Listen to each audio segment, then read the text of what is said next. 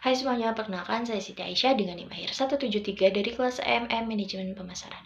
Refleksi materi pada pertemuan minggu ke-6, saya mempelajari bahwa perusahaan dapat menghadapi persaingan serta mendorong pertumbuhan dengan mengutamakan pengembangan inti bisnis sebagai kekuatan utama. Nah, tanpa pengembangan kelanjutan ini, posisi perusahaan di pasar bisa terancam. Setiap pelaku pasar memerlukan strategi yang berbeda sesuai dengan posisinya seperti pemimpin pasar harus mempertahankan pangsa pasar yang dimiliki. Lalu ada pesaing atau penantang perlu menunjukkan kemampuan melalui inovasi.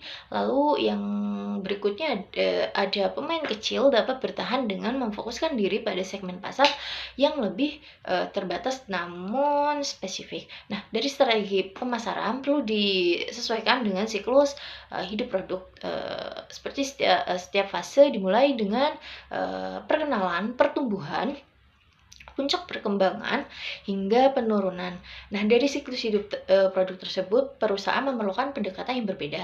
Saat produk memasuki fase penurunan atau kondisi ekonomi melemah, perusahaan perlu mengambil langkah yang strategis seperti meningkatkan efisiensi operasional atau menyesuaikan harga agar tetap kompetitif di pasar. Nah, dari pertumbuhan ini hanya dapat dicapai jika perusahaan mampu beradaptasi terhadap perubahan ekonomi, hadirnya pesaing, maupun kebutuhan konsumen yang terus berkembang.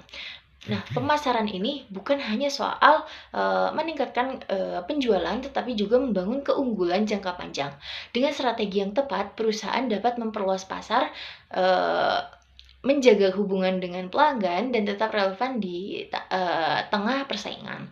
Nah, jadi kesimpulannya persaingan ini sebaiknya dipandang sebagai peluang untuk berkembang melalui inovasi, adaptasi, dan strategi keberlanjutan yang memperkuat posisi perusahaan di pasar serta mendorong pertumbuhan jangka panjang.